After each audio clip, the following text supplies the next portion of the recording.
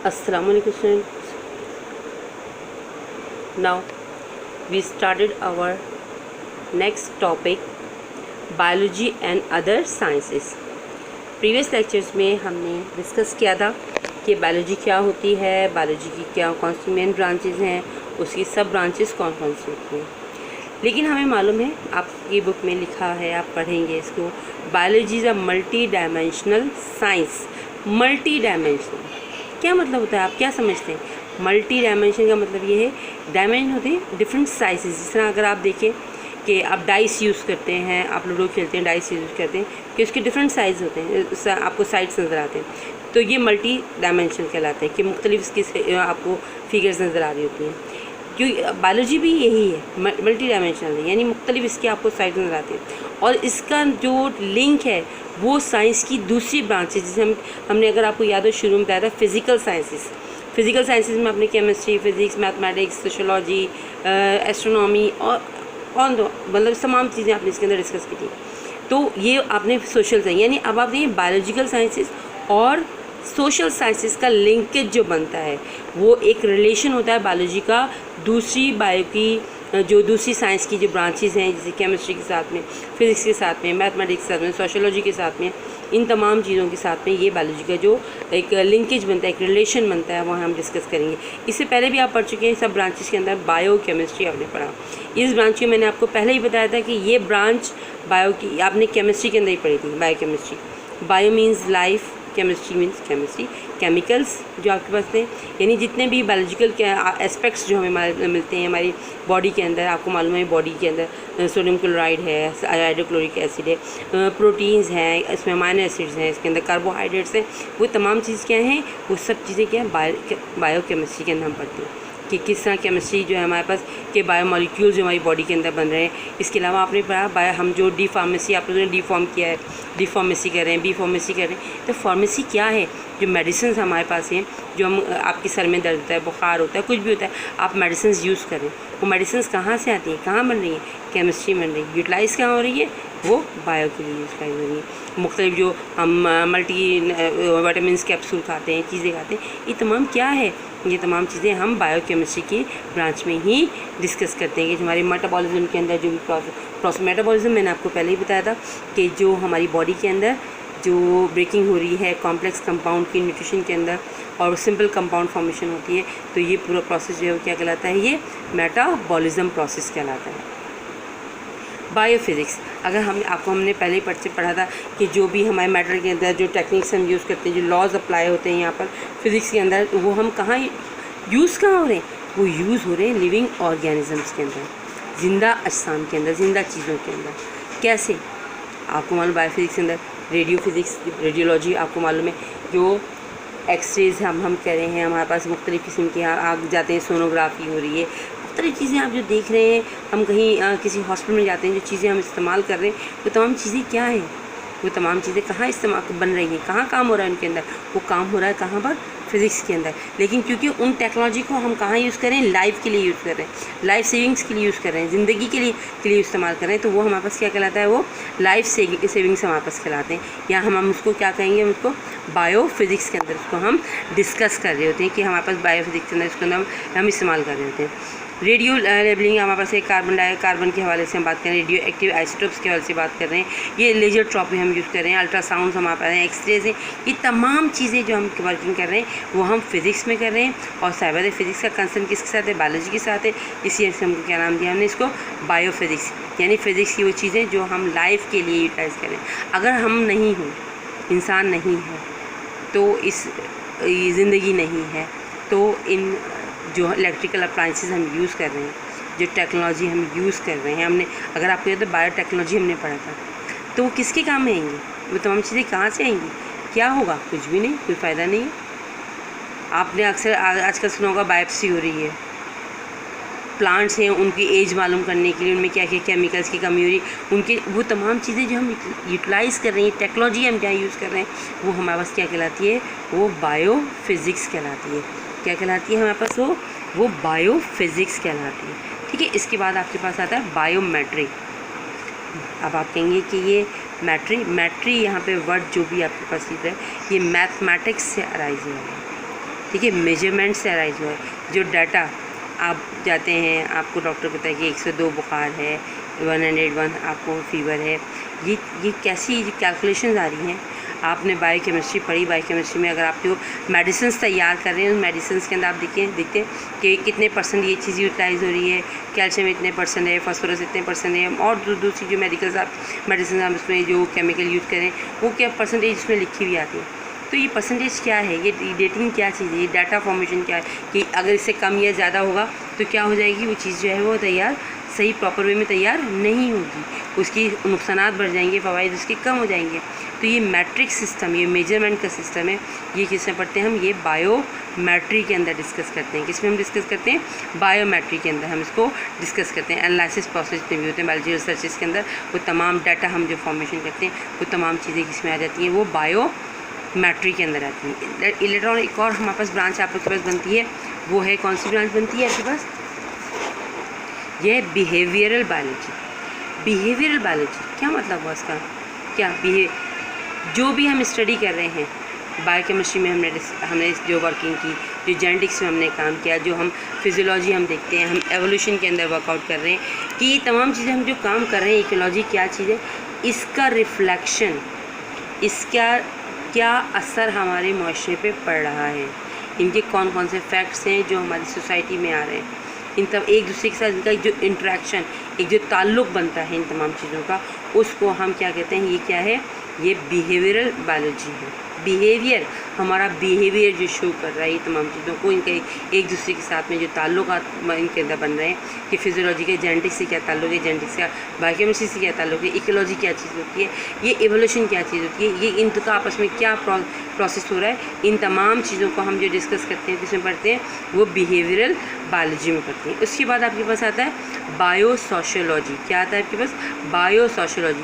Sociology हमारी society से arise हुआ है, यानी जो बिहेवियर पढ़ रहे हैं हम एनिमल्स का, यानी हम अपने इंसानों का, ह्यूमनिटी, हमारी साइंस का, इनका क्या असर हमारे माशरे पर हो रहा है। एक डॉक्टर का काम है, क्या है, आजकल आपको मालूम है रेनी सीज़न स्टार्ट हो गया स्टार्ट। आप बहुत सारे पेशेंट्स जो हैं वो बुखार होगा, वो डॉक्टर के पास जाएंगे, डॉक्टर जाके क्या करेगा, क्या करता है आपको मालूम, उसने कहा आजकल मलेरिया ही ने मलेरिया की मेडिसिन उसने बना के रखी है, वो काम करेगा। एक जो बायोलॉजिस्ट होता है उसका क्या काम है, उसका काम ये है कि वो देखे कि ये डिज़ीज़ हो क्यों रही है, किन एरिया के लोगों में ये डिज़ीज़ हो रही है, इन तमाम चीज़ों को पढ़ने के लिए, देखने के लिए, मालूम करने के लिए कि कहाँ हो रही है, किन लोगों तक जो वर्किंग होती है। जब भी कोई मेडिसिन लॉन्च की जाती है तो एक बायोलॉजिस्ट का क्या, एक डॉक्टर तो वो मेडिसिन दे रहा है पेशेंट को, लेकिन एक बायोलॉजिस्ट क्या काम कर रहा है, उस बायोलॉजिस्ट का काम ये होता है कि उस मेडिसिन से कौन से बैड इफ़ेक्ट्स हमारी सोसाइटी में पड़ रहे हैं, ऐसी कौन सी चीज़ें हो रही हैं जो हमारी सोसाइटी को ख़राब कर रही हैं, या उसका कौन सा अच्छा इफ़ेक्ट। एक छोटी सी बात, ओपियम, अफ़ीम जिसे हम आम ज़बान में कहते हैं, वो अल-राज़ी ने नशा करने के लिए नहीं बनाई थी, वो तो उन्होंने उस वक्त तक एनेस्थीसिया जो ऑपरेशन होता है कोई, तो उस वक्त जो बेहोश करने की दवा दी जाती है वो एनेस्थीसिया कहलाती है। तो अल-राज़ी ने फ़र्स्ट टाइम जब ओपियम या अफ़ीम जब यूज़ की थी तो उनका मकसद ये नहीं था कि उसको नशा करवाना है, वो तो उस वक्त की तकलीफ़ को कम करने के लिए कि उनको वो ऑपरेशन जो है, वो जो ऑपरेशन के वक्त उनको इतनी तकलीफ़ होती है, अक्सर लोग नहीं करवाते थे, अगर टांग की हड्डी टूट जाए, कोई डिजीज़ तो ऑपरेशन नहीं, क्योंकि उनको होश में रख के ऑपरेशन किया जाता था। लेकिन जब उन्होंने ये चीज़ बनाई कि इससे जो होगा कि उनको तकलीफ़ का एहसास नहीं होगा, लेकिन बाद में क्या हुआ, बाद में उस चीज़ को लोगों ने नशावर चीज़ के तौर पर जो है वो इस्तेमाल करना शुरू कर दिया। आज अफ़ीम, ओपियम जो है वो एक नशा की चीज़ जो है वो कहलाती है। तो ये काम किसने नोट किया है, किसने मालूम किया, ये काम एक बायोलॉजिस्ट ने मालूम किया, एक डॉक्टर ने मालूम नहीं किया, एक फिजिशियन ने मालूम नहीं किया, बल्कि एक बायोलॉजिस्ट ने मालूम किया कि ये काम इसे है। तो ये बायोसोशियोलॉजी जो हम पढ़ते हैं, यानी हम जो मुख्तलिफ ब्रांचेस में वर्कआउट कर रहे हैं, साइंस का जो भी हो, उसका इम्पैक्ट, उसका इम्प्लीमेंट क्या जब हम कर रहे हैं तो उससे हमारे माशरे पे क्या असर पड़ रहा है, इन चीज़ों को जो हम देखते हैं वो हम बायोसोशियोलॉजी के अंदर जो है इनको देखते हैं, इनको बात करते हैं, कहाँ वर्किंग होती है, इसके ऊपर काम जो है वो किया जाता है। इसको आपको मैंने तमाम ब्रांचेस बताई, मेन ब्रांचेस बताई, सब ब्रांचेस बताई, अभी आपको मैंने एक रिलेशन बताया कि साइंस का। तो ये आपको देखते हैं कि ये कोई भी ब्रांच, साइंस की ब्रांच एक दूसरे से अलग नहीं है, बल्कि हर ब्रांच दूसरी ब्रांच के साथ एक कोरिलेट करती है, उसको एक रिलेशन का जो बनता है। और यही चीज़ हम जो है यहाँ पर पढ़ रहे थे कि किस तरह से एक बायोलॉजी की, एक साइंस की एक ब्रांच का दूसरी ब्रांच के साथ क्या रिलेशन बनता है। ठीक है, अब आगे हम स्टार्ट करेंगे अपना बायोलॉजिकल मेथड।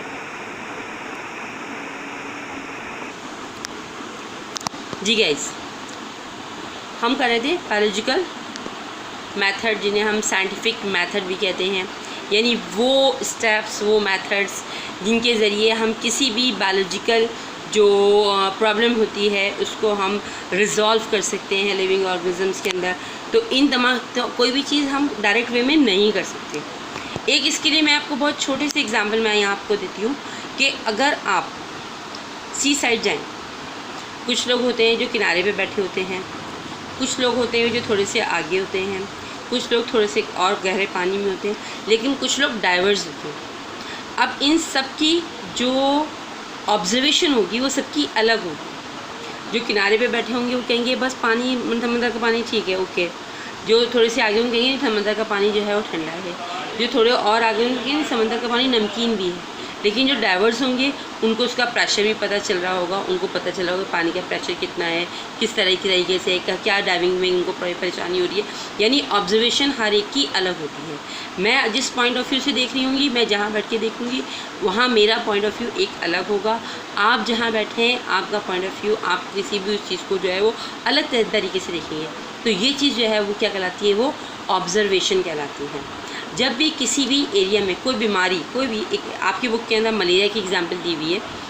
हम यहाँ पर अगर आज के कोरोना के हवाले से आप देख लीजिए या किसी और डिजीज़ की, तो सबसे पहले ऑब्ज़र्व किया गया कि ऑब्जर्वेशन क्या की गई कि ये डिज़ीज़ किन एरियाज़ में हो रही है, किस वजह से हो रही है।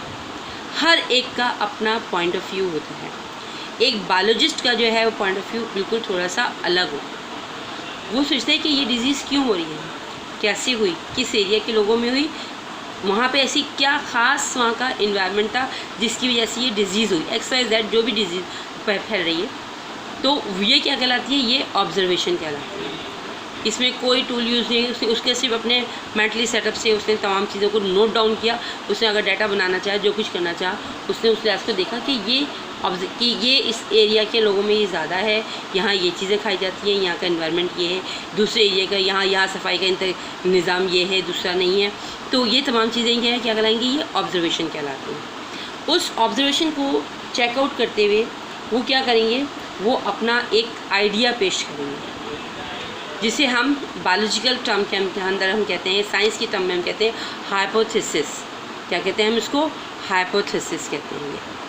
क्या होता है हाइपोथेसिस? ये एक जो भी बायोलॉजिस्ट है वो जो ऑब्ज़र्व करता है फैक्ट्स को, जो कलेक्शन करता है, जो डाटा वो बनाता है, उसको हम कहते हैं कि ये उनका एक इंटेलिजेंट गैस, यानी उनका जो उन्होंने अपनी तमाम जो डाटा कलेक्शन करते हैं, जो उन्होंने बातें मालूम की होती हैं, उन तमाम चीज़ों से लेकर वो अपना एक आइडिया वो पेश करते हैं। उस चीज़ को हम क्या नाम देते हैं, हाइपोथेसिस का नाम देते हैं। क्या नाम देते हैं, हाइपोथेसिस। उसके बाद वो करते हैं डिडक्शन। डिडक्शन क्या होते हैं, डिडक्शन आप समझें कि एक्सपेरिमेंट की तरह होता है, लेकिन इसमें कोई हम एक्सपेरिमेंट वर्कआउट नहीं करते। एक्सपेरिमेंट के अलावा जितना भी हम काम कर सकते हैं, कलेक्शन करते हैं, डाटा करते हैं, हम वर्बली जितना भी काम कर सकते हैं हम, वो तमाम काम जो है वो इसके अंदर किया जाता है, डिडक्शन भी किया जाता है। यानी इसको टेस्ट करने के लिए कि हमारा हाइपोथेसिस जो है वो सही है या इसमें कोई परेशानी है, या लॉजिकल प्रेडिक्शन जितनी भी होती है, लॉजिकल यानी हमारे आइडियाज़ जितने भी होते हैं, उन सबको हम नोट करते हैं कि क्या क्या चीज़ें हैं, और वो चीज़ें है वो क्या कहलाती है, वो एक्सप्लेनेशंस क्या कहलाती हैं, वो डिडक्शन कहलाती हैं। डिडक्शन के बाद जो चीज़ आपके पास आती है वो क्या कहलाती है, वो एक्सपेरिमेंट्स कहलाती है। क्या कहलाते हैं आपके पास, वो एक्सपेरिमेंट्स कहलाते हैं। एक्सपेरिमेंट क्या है, तजर्बात है। जो भी हमने क्या किया, ऑब्जर्वेशन हुई, उससे हमने एक हाइपोथेसिस पेश किया और उसमें डिडक्शन कर लिया। यानी लॉजिकल जितने भी आइडियाज़ हम आपके फ़र्ज़ी तौर पे हम फ़र्ज़ करके जो काम कर सकते हैं ना, वो सारे काम इसमें कर लिए। अब उसके बाद किया हमने एक्सपेरिमेंट। एक्सपेरिमेंट से दो चीज़ें आपके पास आएंगी, एक कंट्रोल ग्रुप आएगा आपके पास और दूसरा आपके पास एक्सपेरिमेंटल ग्रुप आएगा। कंट्रोल ग्रुप का मतलब क्या है, ये एक्सपेरिमेंटल ग्रुप, ये देखिए ठीक है, control group and experimental group. Control group क्या है, यानी आपका जो एक्सपेरिमेंट्स आए हैं वो आप उसके रिज़ल्ट्स जो आए हैं, वो जो काम हुआ है वो आपके हाइपोथेसिस से बिल्कुल उलट चीज़ आ गई, बिल्कुल आप समझिए कि रिवर्स हो गया वो। और एक्सपेरिमेंट्स आपके पास आए, इसके अंदर वर्कआउट नहीं किया आपने, या एक्सपेरिमेंटल ग्रुप आपने बनाया, एक्सपेरिमेंटल ग्रुप के ऊपर वर्कआउट किया, इससे दो चीज़ें आपके पास आई। अब रिजल्ट्स की डिटेक्शन हुई। रिजल्ट डिटेक्शन में क्या कि हाइपोथेसिस जो है उसको सपोर्ट बिल्कुल नहीं मिली। कंट्रोल ग्रुप में भी यही हुआ कि यहाँ पे इसको सपोर्ट नहीं मिली, ये यहीं स्टॉप कर दिया गया। एक्सपेरिमेंटल ग्रुप के अंदर इसको वर्कआउट किया गया और यहाँ से आया कि हाइपोथेसिस जो है वो उसको सपोर्ट बिल्कुल नहीं मिली इस रिज़ल्ट की उसके अंदर। और उसके बाद क्या होगा, फर्दर रिसर्च के लिए दोबारा से काम जो है वो इनिशियल पॉइंट से काम दोबारा से नए सिरे से ऑब्जर्वेशन, नए पॉइंट ऑफ व्यू से ऑब्जर्वेशन करनी पड़ेंगी, ठीक है। लेकिन एक्सपेरिमेंटल ग्रुप में क्या हुआ, हाइपोथेसिस जो है वो सपोर्ट किया हुआ, उसके बाद एक्सपेरिमेंट मज़ीद जो है इस पर एक्सपेरिमेंट्स करेंगे फर्दर रिसर्च के लिए। यानी जो उस वक्त के जितने भी हम सर जितने भी बायोलॉजिस्ट होंगे, उन जो रिसर्चर्स होंगे उनके पास ये काम भेजा जाएगा। और जब ये बार बार इस बात को प्रूफ हो जाएगी, ये बात बार बार हमारा एक्सपेरिमेंट हमारी बात को, हमारी हाइपोथेसिस को प्रूफ करता जाएगा, तो हम ये कहेंगे कि अब जो हमारा जो एक्सपेरिमेंट था, हमारा रिज़ल्ट था, जो हमारी थ्योरी थी, वो एक लॉ, एक प्रिंसिपल बन जाएगा, एक कानून बन जाता है। लेकिन बायोलॉजी में मैं आपको बता दूं, कुछ ऐसी थ्योरीज़ हैं जो एक्सपेरिमेंटल प्रूव नहीं हुई हैं, इसलिए जस्ट वो अभी हमारे पास सिर्फ थ्योरी हैं। जैसे कौन सी, अगर आप कहेंगे मिस ऐसी कौन सी है हमारे पास, तो ऐसी हमारे पास है एवोल्यूशनरी थ्योरी है कि एवोल्यूशन हुआ। आगे मैं आपको पूरा बताऊंगी कि एवोल्यूशन किस तरीके से क्या, हाँ इन्होंने पूरी कहानी आपके पास आपको सुनाऊंगी इस चीज़ की जब उसका टॉपिक आएगा। तो ये जब जो प्रूफ नहीं होता वो थ्योरी रह जाती है, और जो प्रूव हो जाता है वो बार बार रिपीटेशन में आप क्या है वो चीज़ क्या बन जाएगी, वो लॉ का दर्जा बन जाती है, प्रिंसिपल कहलाती है, वो लॉस फॉर्मेशन हो जाती है। यानी इनको बार बार आप किसी भी तरीके से करेंगे, रिज़ल्ट जो है आपका वो सेम आएगा, जो आपके हाइपोथेसिस को प्रूफ करेगा। तो इस चीज़ को हम क्या कहते हैं कि ये अब क्या बन गया, ये लॉ बन गया, ये प्रिंसिपल, एक कानून की सूरत जो है वो ये इख्तियार कर लेता है। Now students, we started about history of biology. History ज़ाहिर है हर चीज़ की, हर साइंस की आप हिस्ट्री पढ़े हो, डिफरेंट आपने पीरियड्स पढ़े, केमिस्ट्री में जैसे आपने पढ़े कि, तो यहाँ लाजमी से बायोलॉजी की भी एक हिस्ट्री, एक तारीख जो है आपके पास मौजूद है। और यहाँ पर जो आपके पास हम हिस्ट्री, हिस्टोरिक टाइम, हमारा प्री हिस्टोरिक टाइम हमारे पास मौजूद है। बहुत अच्छे तरीके से यहाँ पर जो है वो नोटिसेबल डेवलपमेंट हमारे पास नॉलेज जो हमारे पास आती है बायोलॉजी की, वो आती है ग्रीक पीरियड। ग्रीक पीरियड आपको मालूम है यूनानी जो आपके पास थे उनके हवाले से, और इसके अंदर इंडिविजुअल लाइक अरिस्टोटल है, कार्लोस लीनियस हैं, फाउंडर ऑफ बायोलॉजिकल हम जिन्हें कहते हैं क्लासिफिकेशन कहते हैं। अरिस्टोटल ने एक बुक लिखी थी हिस्टोरिया एनिमेलिया।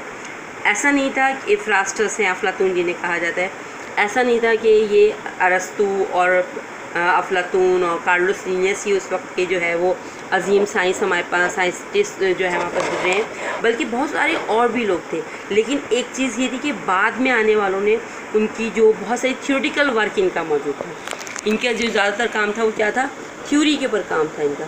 थ्योरी यानी कि बिल्कुल मतलब कह दिया कि बात हो गई, जैसे हमने आप समझे हाइपोथेसिस पेश किए हुए थे, हाइपोथेटिकल थे ज़्यादातर ये लोग, यानी इन्होंने अपने जो ऑब्जर्वेशन से इन्होंने हाइपोथेसिस तो पेश किए थे, लेकिन उनको प्रैक्टिकली, उनको एक्सपेरिमेंटली उनको प्रूफ नहीं किया था।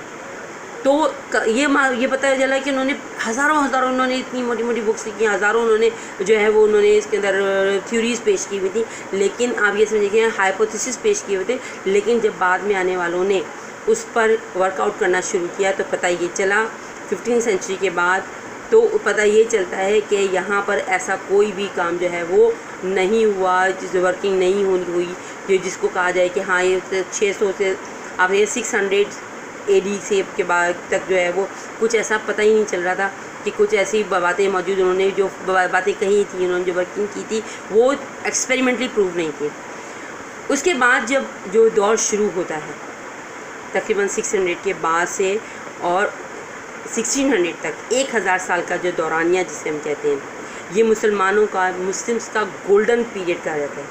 क्या कहा जाता है इसको? मुस्लिम्स का golden period, golden era of the Muslims कहलाता है, ये अवेकनिंग पीरियड ऑफ मुस्लिम्स कहलाता है कि इसमें मुसलमानों ने सिर्फ दुनिया पे हुकूमत नहीं की थी बल्कि हिकमत के हवाले से, वर्किंग के हवाले से इन्होंने बहुत काम किया, बहुत सारी बुक्स। इन्होंने मुसलमानों का सबसे इम्पॉर्टेंट काम जो रहा वो क्या काम था कि उन्होंने जो पहले रोमन्स की लिखी हुई बुक्स थी, ग्रीक्स की जो लिखी हुई थी, उनको उन्होंने अरबिक में कन्वर्ट करना शुरू किया। उन्होंने नई कोई थ्योरीज पेश नहीं की पहले उन्होंने, और फिर उस पर जब उन्होंने एक्सपेरिमेंट करना शुरू किए तो पता ये चला कि उनकी बहुत सारी थ्योरीज जो रोमन्स ने, जो ग्रीक्स ने लिखी थी, वो ज़्यादातर जो थ्योरीज थी वो कैसी हुई, वो सारी की सारी थ्योरीज जो थी वो फ्लॉप जो है वो करार होने लगी, फ्लॉप आइडियाज़ आने लगे। और चंद एक के नाम ही आज हमें मालूम है, जैसे एरिस्टोटल हैं, फ्रेस्टस हैं और कार्लोस लिनियस वगैरह, ये हमारे पास नाम आज ही मौजूद, क्योंकि इनकी चंद एक इनकी थ्योरीज जो थी वो हमारे पास यहाँ पर हमें मिल गई।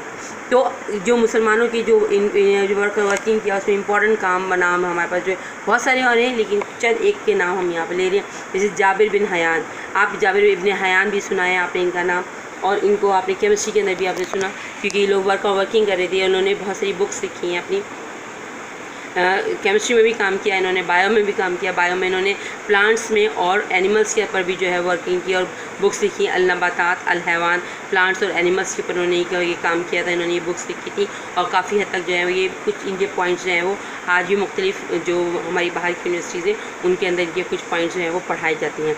अब्दुल मलिक अस्माई जो थे, इन्होंने बहुत काम किया।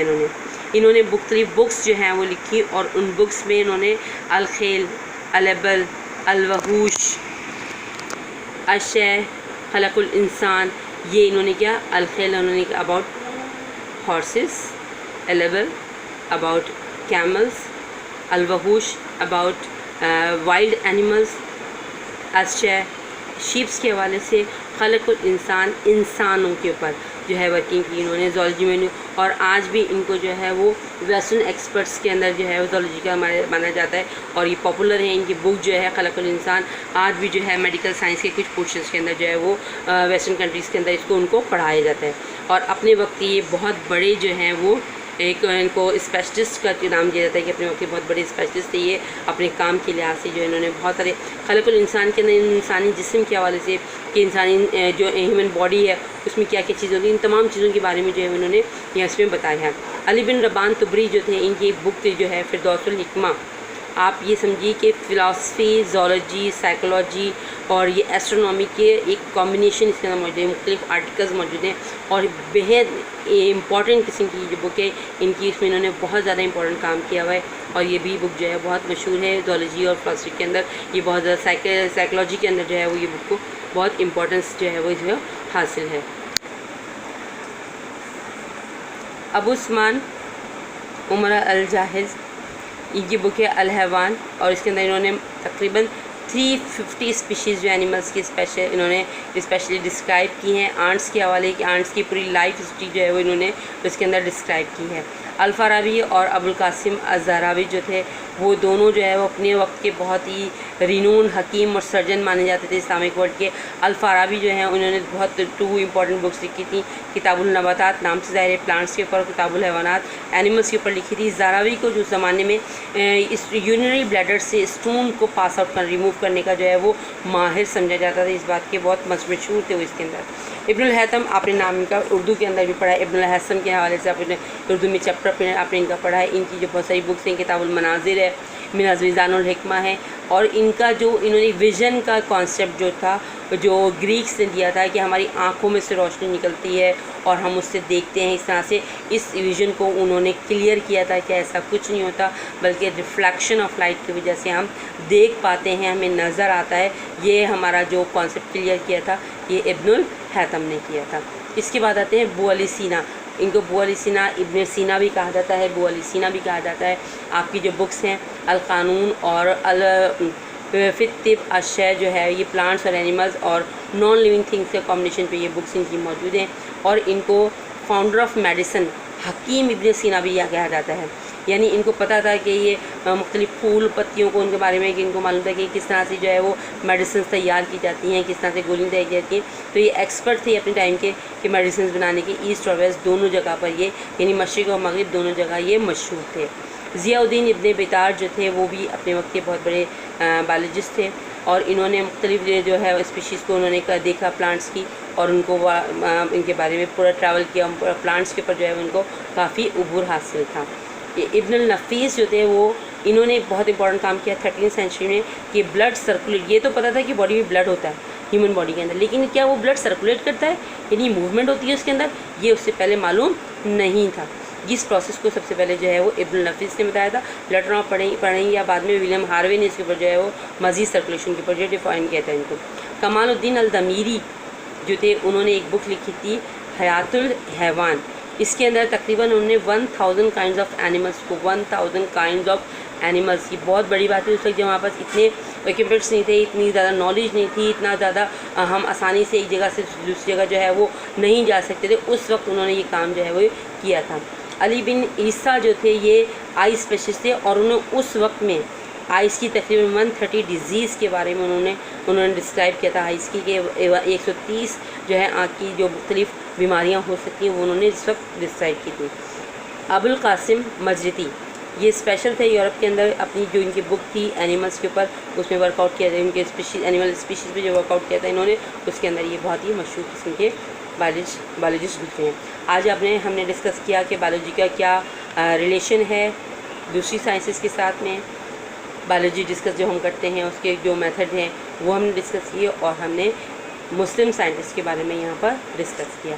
अब मैं आपको बाद में जो है आपको शॉर्ट्स मिल जाएंगे कि किस तरह हमारा जो काम है आपको काम आगे कैसे करना है। अल्लाह हाफ़िज़, अस्सलाम वालेकुम।